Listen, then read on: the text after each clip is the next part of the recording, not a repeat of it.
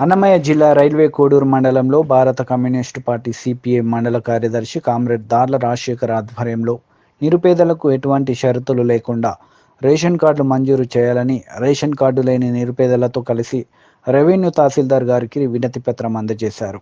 ఈ కార్యక్రమానికి ముఖ్య అతిథులుగా హాజరైన ఆంధ్రప్రదేశ్ వ్యవసాయ కార్మిక సంఘం బీకేఎంయు అన్నమయ్య జిల్లా అధ్యక్షులు కామ్రేడ్ పండుగోలమణి, సిపిఐ రైల్వే కోడూరు నియోజకవర్గ కార్యదర్శి కామ్రేడ్ జ్యోతి చిన్నయ్య గారు హాజరయ్యారు.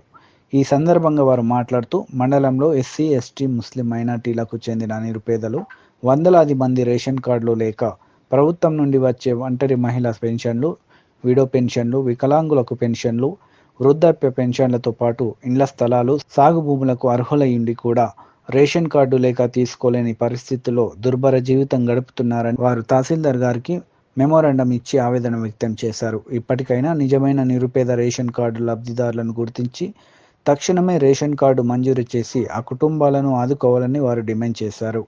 లేని ఎడల స్థానిక ఎంఆర్ఓ కార్యాలయం ఎదుట దశల వారీగా ఆందోళన కార్యక్రమాలు చేపడతామని వారు హెచ్చరించారు. ఈ కార్యక్రమంలో సిపిఐ మండల సహాయ కార్యదర్శి మొగిలి వినయ్, సోని, రమ్య, ఇందిరమ్మ, కొంతమంది మహిళలు పాల్గొన్నారు.